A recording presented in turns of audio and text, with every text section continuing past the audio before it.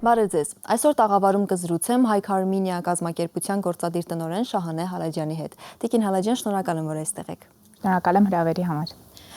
Հայք Արմենիան ամենամեծ նախագիծն է սկսում Հայաստանի ազգային արահետը։ Ինչի մասին է լինելու այս ծրագիրը։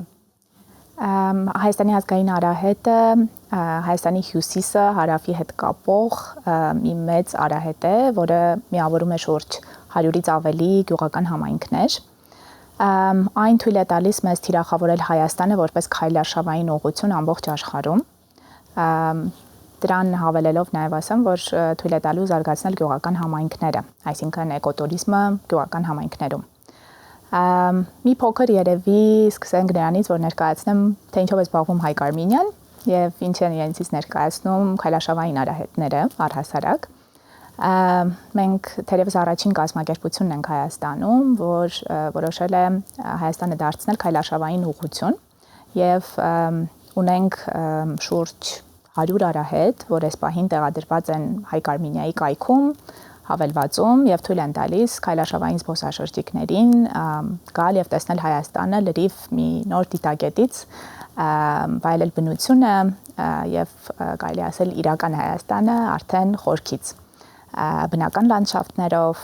կենսաբազմազանությամբ եւ այլն։ Ինչ է արահետը։ Արահետը ենթակառուցվածք է, որը թույլ է տալիս հասնել դժվարամատչելի վայրեր բնության մեջ, դիտարկել բնությունը,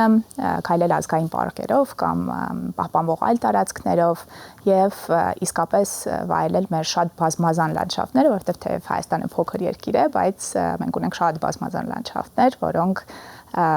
ավելի քիչ հասանելի են մեր զբոսաշրջիկներին, իսկ մեր ենթակառուցվածքները դա թույլ են տալիս իսկապես վայելել։ Որպեսզի ավելի լավ պատկերացնենք, հիմնականում որ մարզերով է անցնելու այդ արահետը։ Հայաստանի ազգային արահետի յուրահատկությունը այն է, որ 5 մարզ ներառում է իր ճանապարհային քարտեզում, այն սկսում է Լոռու մարզի Ախթալա համայնքից, անցնում դեպի Տավուշի մարզ, ապա Գեղարքունիք, Վայոց ձոր եւ ավարտվում Սյունիքի մարզի Մեղրի համայնքում։ Այս պահին արդեն կառուցված են Լոռու եւ Տավուշի մարզերի արահետները ամբողջությամբ, շուրջ 322 կիլոմետր։ Կառուցվում է ընթացքի մեջ է Վայոց ձորի մարզում այս տարվա համար 100 կիլոմետր որ արդեն այդքան կառուցվել է։ Շատ լավ հարց եք տալիս։ Իրականում արդեն 2022 թվականից քարտեզագրման աշխատանքները սկսեցին։ Իրականում կառուցումը ինքնին շատ հետաքրքիր գործընթաց է, մինչև բահերին, փոცხերին անցնելը բավականին բարդ գործընթացներ են գնում արահետաշինության մեջ, դա արահետի դիզայնն է, իսկ մասնավորապես Հայաստանի ազգային արահետը նախատեսված է միջին վիճակագրական արժևորթի համար, այսինքն ցանկացած մարդ, որ ցանկություն ունի արահետով քայլելու, հեշտությամբ կարող է դա անել, որովհետև մենք կառուցում ենք բավականին մատչելի արահետ։ Կան արահետներ, որոնք նախատեսված են պրոֆեսիոնալ արշավորդների համար, ովքեր գալիս են վրաններով, մեծ ուսապարկերով, ծանր, հատուկ, այո, իսկ հատուկ պես հագուստով, որոնք նախատեսված են սարերում մնալու համար եւ այլն։ Իսկ Հայաստանի ազգային արահետի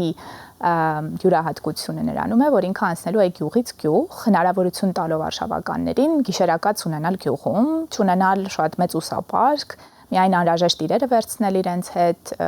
անգամ սնունդի եւ ջրի տեսանկյունից ունենալ անհրաժեշտը տվյալ օրվա համար միայն։ Այսինքն ինքը նախատեսված է այնպես, որ մարդը սկսելու է արշավը մեկ գյուղից, ավարտելու է մեկ այլ գյուղում։ Դա թույլ է տալիս մեզ նաև մարդկանց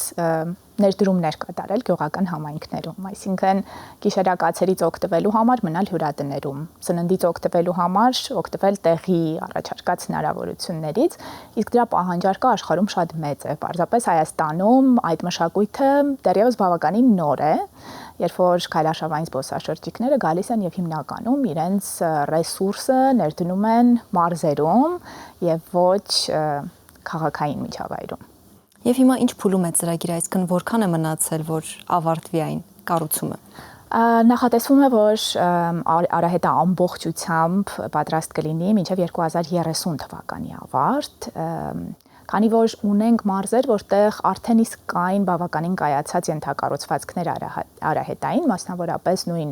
Տավուշում, Դիլիջանի ազգային պարկում բազմաթիվ արահետներ ունեինք մինչև հենց ազգային արահետի կառուցումը, բայց ունենք նաև մարզ, մասնավորապես Գեղարքունիքի մարզը, որտեղ 0-ից են գնալու աշխատանքները եւ բավականին երկար են տևելու արահետի կառուցման աշխատանքները։ Իրականում ասում ենք արահետ, բայց գրեթե բոլոր արահետի վրա ունենք նաև հատուկ նախագծեր, կամուրջներ, հենապատեր, որոնք թույլ են տալիս անվտանգ դարձնել արահետը քայլողների համար։ Ջրահեռացման աշխատանքներ, այսինքն տարատեսակ նախագծեր կան, որ իրականացվում են այս process-ում։ Ուստի բավականին երկար է տևում աշխատանքը, ու քանի որ սա մեր երկիրը ներկայացնող արահետն է, բնականաբար մենք ուզում ենք այնպես անել, որ այն լինի միջազգային ստանդարտներին համապատասխան։ Քանի որ նշեցիք, որ հյուսիսից է սկսվելու եւ սկսվում արահետը, այնտեղ սողանքային խնդիրներ չունենք։ Արահետի դիզայնի ժամանակ արահետաշինական աշխատանքները կազմակերպելիս այդ ամենը հաշվի է առնվում։ Առհասարակ արահետը պետք է լինի շատ փոքր թեքությունների, որպեսզի այն թույլ տա մարդկանց անվտանգ քայլել եւ սահելու խնդիրը փորձում ենք հնարավորինս բացառել, հա։ Այսինքն երբ որ քարտեզագրվում է արահետի ուղղությունը եւ երթուղիները, ի սկզբանե հաշվի են առնվում թեքությունները, առաջարկվում է մի քանի տարբերակ, մասնագետները մոտենում, նայում, ուսումնասիրում են, հասկանում են, որն է առավել անվտանգ։ Դրանից հետո միայն մեկնարկում ենք հենց կառուցման աշխատանքները բուն։ Եվ քանի կիլոմետր է լինելու ամբողջ երթուղին։ Դա հենց գեղեցկությունն է Հայաստանի ազգային արահետի, որովհետև այն շուրջ 1000 կիլոմետր անցնելու է Հայաստանի երկայնքով, անցնելով անտառային գոտիներով, ապա կիսատափաստանային գոտիներով, ժայռոտ հատվածներով եւ վերջանալու է արդեն լեռնային գոտիներում Սյունիքի, այսինքն գրեթե ամբողջ բազմազանությունը հնարավորություն ունենալու են արշավոտները տեսնելու Հայաստանի։ Սա այսինքն լինելու է ամենամեծ արշավային երթուղին Հայաստանում, այո։ Հայաստանում ունենք եւս մեկ երթուղի Տրանսկովկասյան արահետը, որի ձևավորման ու զարգացման մեջ եւս ներդրում է ունեցել Հայկ Արմինյան, այն ավելի նախատեսված է հենց պրոֆեսիոնալ արշավորդների համար, անցնում է գեղամալեռներով, այնտեղ միայն հնարավոր է վրանային գիշերակացով անցնել, հա։ Այսինքն ունենք նմանատիպ մեկ արահետ, բայց Հայաստանի ազգային արահետը, այո, լինելու է երկրորդ նման երկարությամբ երթուղին։ Այստեղ նաև կան որոշակի առանձնահատկություններ, մենք որպեսզի հնարավոր դարձնենք այս արշավը, համագործակցում ենք թե տեղական ինքնակառավարման մարմինների հետ, գյուղերի բնականաբար, թե հենց գյուղացիների հետ, բացատրելու համար առաքելությունը այս ծրագրի, բացատրելու համար այն պոտենցիալ առավելությունները, որ իրենք կարող են ստանալ, երբ որ զբոսաշրջիկները այցելեն նաև այդ ավելի հեռու կտրված գյուղական համայնքներ, փորձելով զարգացնել հենց իրենց փոքր եւ միջին բիզնեսները, այսինքն հնարավորություն տալով ներկայացված լինել մեր հարթակներում, ներկայացնելու իրենց ծառայությունները, ինչ կարող են առաջարկել, անգամ առաջարկելով իրենց մշակել եւ մատուցել հայկական խոհանոցի ուտեստներ, որոնք շատ հետաքրքիր են զբոսաշրջիկներին, այսինքն սա իսկապես աշխատանք է ոչ միայն հողի հետ եւ ենթակառուցվածքի ստեղծման աշխատանք է, այլև հարաբերություններ ստեղծելու, այլև իսկապես տնտեսությունը զարգացնող մի մեծ նախագիծ է։ Իսկ ովքեր են կառուցողները, ինձ հետաքրքիր է, արդյոք տեղացիները հենց այդ նույն համայնքների ներգրաված են այս աշխատանքում եւ արդյոք այս ծրագիրը նաեւ հնարավորություն է ստեղծել նաեւ աշխատանք գտնելու նրանց համար։ Հրաշալի հարց եք տալիս, Սոնա ջան, իսկապես մեզնից մեծ ջանք պահանջվեց անցյալ տարի ներգրավելու հենց տեղացիների իրենց իսկ մարզերում աշխատանքներին ներգրավելու համար։ Մենք ունենք եւ համագործակցում ենք նաեւ այլ կառույցների հետ նախագիծը գլուխ բերելու համար, Արահետներ փոփոխության համար կազմակերպությունը ունենք մեր գործընկեր, ովքեր աշխատում են արահետի վրա։ Իսկ անցյալ տարվանից արդեն 4 մարզերից՝ Լոռի, Տավուշ, Վայոց ձոր եւ Սյունիք ներգրավեցինք հենց տեղացիներին, ովքեր կարողանում են աշխատել արահետի վրա, երեկոյան վերադառնալ տուն մնալով, այսինքն ստիպված չեն մեծ հեռավորություններ անցնելու, որպեսզի արահետների վրա աշխատանք տանեն։ Սա նաև ենթադրում էր, որ իրենք անցնում են լուրջ անվտանգության հետ կապված եւ նաև գործիքներից օգտվելու դասընթացներ, այսինքն մենք ունեցանք նաև ներդրումներ այդ տեսանկյունից, որպեսզի մարդիկ իմանան ինչպես աշխատել անվտանգ արահետների վրա, որից հետո իրենք միայն մեկնարկեցին արդեն բուն աշխատանքները, եւ սա բնականաբար, ինչպես ասացիք, հնարավորություն է տալիս նաև սեզոնային վճարվող աշխատանք ունենալու 30-ից ավել արդեն մեր թիմերի համար։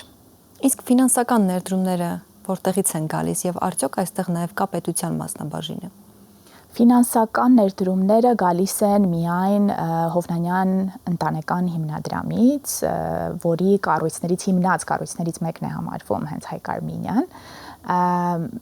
Հովնանյան հիմնադրամը շատ հայտնի է հայրենադարձության իր ծրագրերով, բայց թերևս Հայկ Արմինյան ավելի հայտնի է որպես հենց Էդիլ Հովնանյանի հիմնական հոբին, քանի որ ինքը եւս արշավորդ է եւ ուզում էր տեսնել Հայաստանը հենց որպես քայլարշավային ուղղություն աշխարհում։ Եվ 2017 թվականից փաստացի կառույցը գործում է, արդեն կայքը երևի թե միակն է, որ տալիս է ամբողջական տեղեկատվություն Հայաստանի քայլարշավային երթուղիների մասին, եւ մենք ունենք նաև ինֆորմացիոն կենտրոն իդեպ, որը գործում է կենտրոնում Վարդանանց փողոցի վրա եւ մոտ գալիս են հարյուրավոր արշավորդներ սեզոնի ընթացքում տեղեկատվություն ստանալու համար, թե ինչպես գնալ, ուր գնալ, ինչ տանել եւ բոլոր հնարավոր հարցերը, որ կարելի է պատասխանել։ Իսկ ձեր երկրորդ հարցին պետության ներգրավվածության հետ կապված ֆինանսական տեսանկյունից ոչ, սակայն մենք սերտորեն համագործակցում ենք տարբեր գերատեսչությունների հետ, մասնավորապես դեկտեմբեր ամսին հուշագիր կնքեցինք շրջակա միջավայրի նախարարության հետ, որպեսզի համատեղ եւ երկուստեք արդյունավետ կազմակերպենք աշխատանքները, մասնավորապես մենք շատ զգուշ ենք վարվում բնության հետ պահպանելով բոլոր ստանդարտները, որ անհրաժեշտ են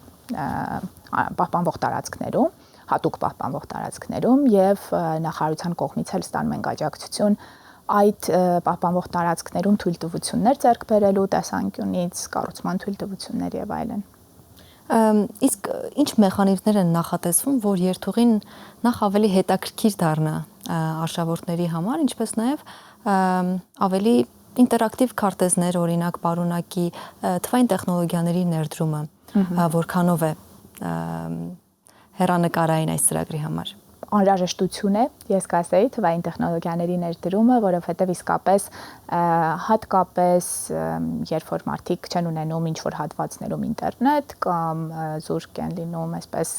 հաղորդակցման հնարավորություններից, անհրաժեշտ է, որ լավ նախապատրաստված լինեն երկար արշավներ գնալիս, ուստի մենք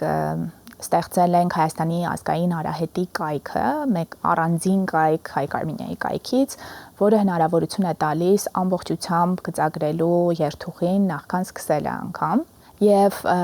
կայքը թե ամբողջական ինֆորմացիա է տալիս, այստեղ մեր հեռուստադիտողները վստահաբար կտեսնեն ինչ-որ հատվածներ նաև ձեր էկրանին, որտեղ երևում է կայքի քարտեզը, որը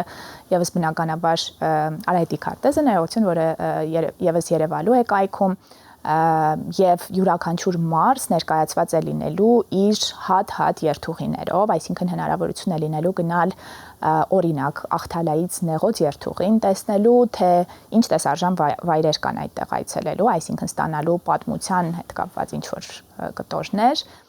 տեսնելու թե որտեղ կարելի է մնալ, ինչ գիշերակացի պայմաններ կան, ինչ սնվելու պայմաններ կան,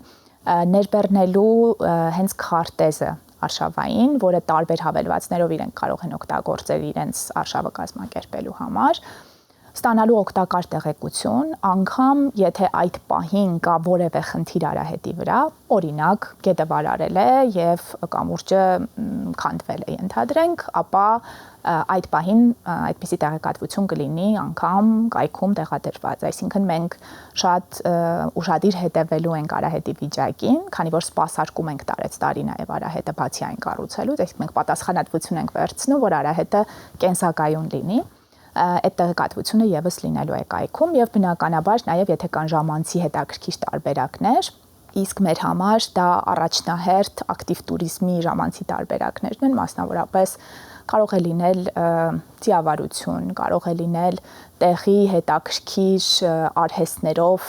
կազմակերպել ինչ-որ workshop, մասնավորապես կավագործության, սննդի պատրաստման եւ այլն։ Այս տեսանկյունից եւս մենք ակտիվորեն հայթայթում ենք տեղեկատվություն, որ կայքում կարողանանք ներկայացնել ամեն համայնք իր գեղեցկությամբ եւ կայքը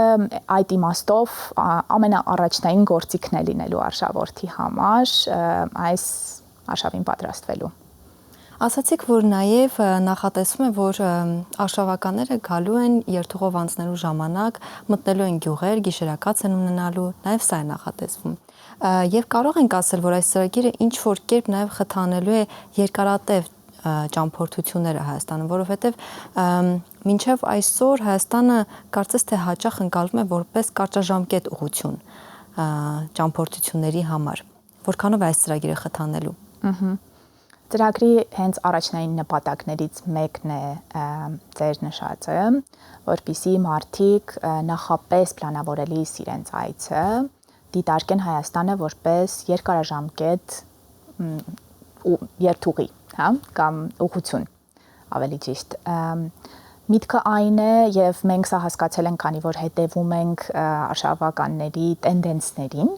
ովքեր գալիս են մեզ մոտ կամ նախապես մեզ գրում են, թե քանի օր ունեն Հայաստանում եւ ինչ են պլանավորում եւ ինչ կարող ենք առաջարկել, մենք հասկացել ենք, որ հաճախ իրենք նախընտրում են գնալ մեկ կետ, ունենալ այդ հատվածում բոլոր հնարավոր այսպես փորձառությունները եւ ապա անցնել մեկ ուրիշ երկիր, այսինքն երբեմն որպես տարանցիկ ուղղություն է ընկալվում Հայաստանը, հա, կամ գալիս են մաքսիմում 1 շաբաթով, իսկ արդեն այն մարդիկ, ովքեր գիտեն, թե ինչ բան է ազգային արահետը, իրենք նախապես ենթադրում են, որ առնվազն 2 շաբաթ պետք է անցկացնեն այդ ուղղության վրա, այսինքն ինչպես ասացի, աշխարհում շատ ընդունված պրակտիկա են ազգային արահետները, հենց երկրի տնտեսությանը զարկ տալու նպատակով կա Camino de Santiago-ն, կա Appalachian արահետը Ամերիկայում, դրանք Սանտիագոն մոտավորապես 700 կիլոմետրանոց երթուղի է, ամերիկյան երթուղին 3000-ից ավելի կիլոմետրանոց, այսինքն մարդիկ գիտեն, որ գալիս են եւ երկար ժամանակ անց են գացնելու տվյալ վայրում ու այդ իմաստով իսկապես մենք ինչ որ պահից սկսած պետք է սկսենք նաև կազմակերպել տարբեր այցեր երթուղիներով քայլող արշավականների համար, ինչպես նաև պրոֆեսիոնալների համար, որպեսզի իրենք եւս տարածեն այս տեղեկատվությունը, տարածեն իրենց տուրիստական կազմակերպությունների համար, իրենց արշավորդների համար, այսինքն այս աշխատանքը միայն արահետի կառուցմամբ չի ավարտվելու, սրանից հետո մենք նաև բնականաբար պետք է լծվենք արահետ անընդհատ նոր արշավորդներ բերելու գործին։ Ասացիք, որ նաև